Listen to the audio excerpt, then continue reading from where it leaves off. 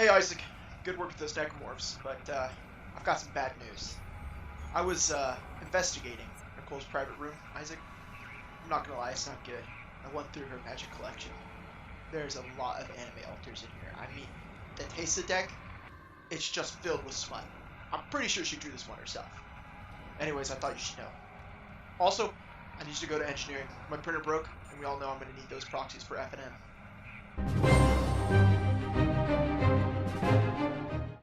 Good evening, Planeswalkers. How you doing? How you doing? Welcome back to the Mana Moot channel, the only place to get the ultimate deck list. Halloween is approaching and things are getting spooky on the Mana Moot channel. And today, I'm going to answer the question no one asked or cares about. How can I play my favorite horror game, Dead Space, while also playing Magic?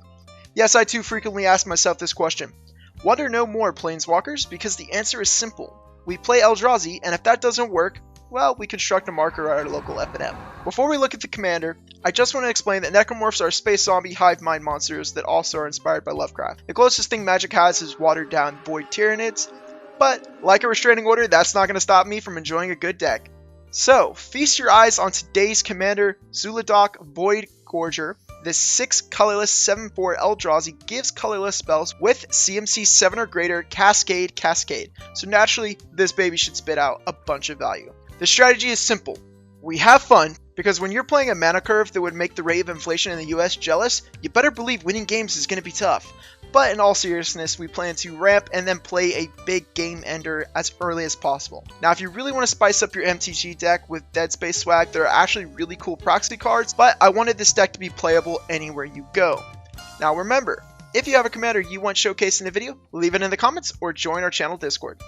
Starting off our creatures, we have Eldrazi Mimic, which true to form mimics colorless spells that ETB, and since this little guy is at the bottom, we are always going to want to use this ability. Liberator, Urza's Battlethopter, allows us to play at flash speed and gets bigger based on spell size. Palladium Mirror is here to ramp us, and Skittering Cicada also gives flash to colorless spells and gets bigger based on the spell size till the end of turn. It also gets trampled. Abtruph's Archaic can copy a big Eldrazi cast trigger for 1 mana. Reality Smasher, a previous standard menace, comes back to smash once again, as the card still helps to fill out an Eldrazi curve. Conduit of Ruin tutors a big boy and makes our first creature spell 2 cheaper each turn.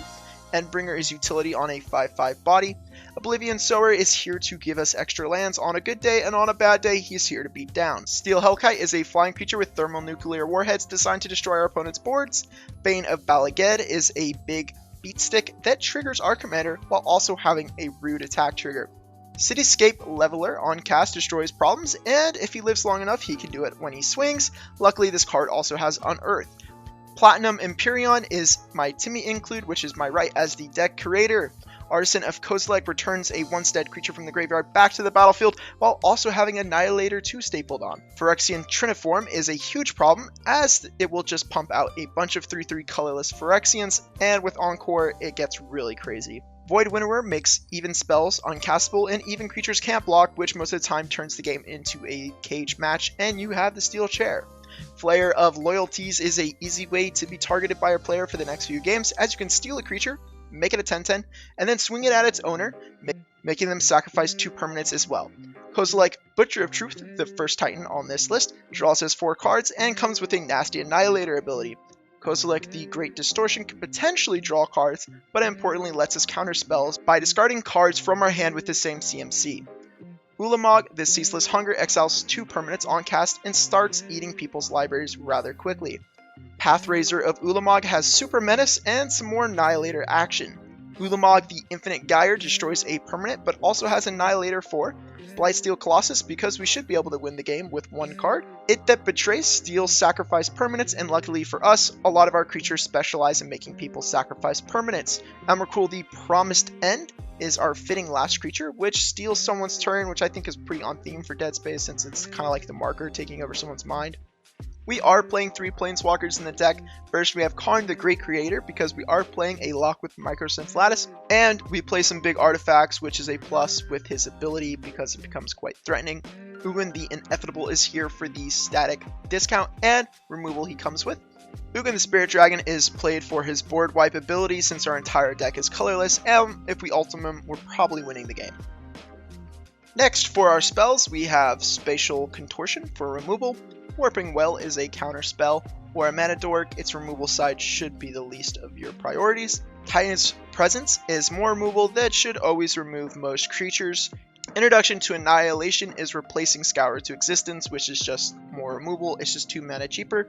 Calamity of the Titans is a board wipe that we can be selective with. All is Dust is our premium board wipe as it hits all colored permanents. Desecrate Reality is mass removal, and in this deck it will always have the option to return a creature. Not of This World counters a spell that targets a permanent we control, and if it's one of our big boys we get to play it for free. Rise of the Eldrazi is removal, card draw, and an extra turn, and most of the time this is probably going to lead to us winning the game.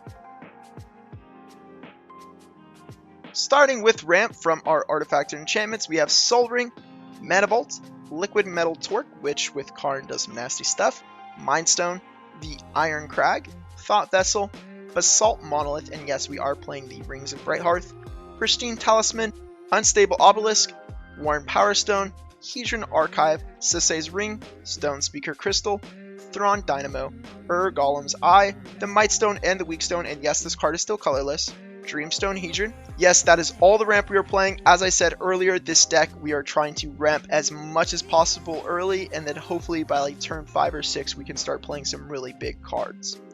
Now, for random includes, we have Manifold Key to do some untapping shenanigans, Lightning Greaves to give haste to our big boys and protection, Palantir of Orthrink, which should always draw us cards unless your opponent has a Death Wish, Rings of Brighthearth for the infinite mana combo with Basalt Monolith, the One Ring because we love cards and not dying for a turn is just added bonus, Unwinding Clock since we are playing a lot of artifacts with stuff that lets us play at flash speed, and worst case scenario, with the One Ring, it's just extra cards. Forsaken Monument gives us an extra colorless mana when we tap permanents for colorless mana, and it pumps all our colorless creatures, which you guessed it, where basically all our creatures are colorless, even the tokens we make, and it gains us a lot of life. Microsynth Lattice turns everything into artifacts, and with Karn, it shuts them off, and it can also start blowing up lands. Darksteel Monolith makes one colorless spell a turn free, and it still counts as casting, which is perfect for our deck.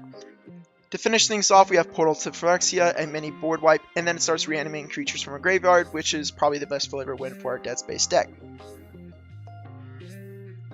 For the mana base, do what fits your budget best, but you can always copy the mana base in the deck list in the description of this video. And no, I'm not playing waste. Look, if you're playing a colorless deck, one of the benefits is you don't have to worry about getting the right colored mana. So of course, I'm going to be loading my deck full of utility lands. That said, if you're playing against like Back to Basics and Blood Moon every game, first of all, find better friends, but also maybe start throwing in waste in your mana base. And lands to look out for are going to be Eye of Ugin and Eldrazi Temple. Now, as far as combos go in the deck, there aren't any true combos that end the game. Rings of Brighthearth and Basalt Monolith work together to give you infinite mana, but that's about it as far as combos go.